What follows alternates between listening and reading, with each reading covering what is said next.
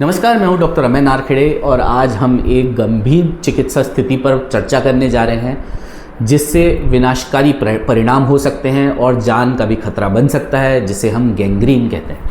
हालांकि यह ऐसा विषय नहीं है कि जिसके बारे में हम अक्सर बात करते हैं, लेकिन गैंग्रीन को समझना शुरुआती पहचान और रोकथाम के लिए महत्वपूर्ण है। वीडियो सामान्य जानकारी प्रदान करता है और इसे पेशेवर चिकित्सा सलाह का विकल्प नहीं माना जाना चाहिए। व्यक्तिगत मार्गदर्शन के लिए हमेशा अपने डॉक्टर से परामर्श करें। गैंग्रीन एक ऐसी स्थिति है जहां अपर्याप्त रक्त आपूर्ति या फिर लो ब्लड फ्लो के कारण ऊतक या टिश्यू मर जाते हैं। यह विभिन्न कारणों के कारण हो सकता है, जिसमें शामिल है मधुमेह या डायबिटीज़ वाले लोगों को एंड ऑर्गन डैमेज और ख़राब ब्लड फ्लो के कारण अधिक जोखिम होता है। दूसरा, पेरिफेरल आर्टीरियल डिसीज़। यह स्थिति पैरों में धमनियों को संकीर्ण या छोटा कर देती है, पतला कर देती है, जिससे रक्त प्रवाह कम हो जाता है। ट्रॉमा या इंजरी, गहरी कटौती या जलन जैसे चोटें रक्त वाहिकाओं को या ब्लड वेसल्स को नुकसान पहुंचा सकती है और गैंग्रीन का एक कारण बन सकती है। फ्रॉस्ट बाइट, अत्यधिक ठंड वाली जगहों में ठंड के संपर्क में आने से टिश्यू डैमेज हो जाता है और अंततः गैंग्रीन हो सकता है। संक्रमण या इन्फेक्शन, सेलुलाइटिस जैसे कुछ संक्रमण फैल सकते हैं और रक्त की आपूर्ति को काट सकते हैं।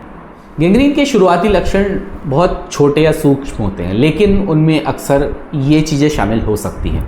पहला, दर्द होना या सुन्नता लगना। प्रभावित क्षेत्र सुन्न या दर्दनाक महसूस होता है।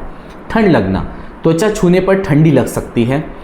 तीसरा, रंग में परिवर्तन आना। त्वचा पीली, हल्की पीली या नीली या फिर काली भी हो सकती है। सूजन आना, उस क्षेत्र में सूजन आ सकती है या वह फूला हुआ लग सकता है। छाले पड़ना, प्रभावित त्वचा पर छाले बन सकते हैं। यदि आपको इनमें से कोई भी लक्षण दिखाई देता है तो तुरंत चिकित्सा सहायता लेना महत्वपूर्ण है। प्रारंभिक निदान और उपचार गैंग्रीन के प्रसार को या उसकी बढ़ोतरी को रोक सकता है और नुकसान को कम से कम कर सकता है। गैंग्रीन के उपचार में ये चीज़ें शामिल हो सकती हैं।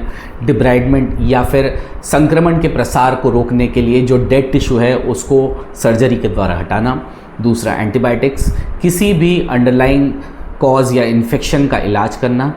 तीसरा, सर्जरी, गंभीर मामलों में गैंग्रीन के स्प्रेड को रोकने के लिए एंड ऑर्गन को हटाना या अंग विच्छेदन आवश्यक हो सकता है। गैंग्रीन की बात करें तो रोकथाम महत्वपूर्ण है।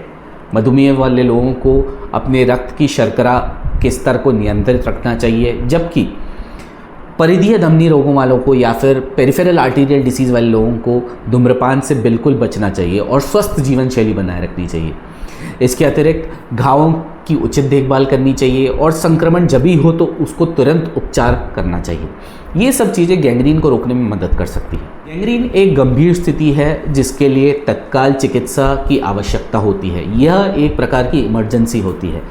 जोखिम कारकों, शुरुआती संकेतों और उपचार विकल्पों को समझकर हम इस विनाशक स्थिति को रोकने और प्रभावित लोगों को के जीवन को बेहतर बनाने में मदद कर सकते हैं।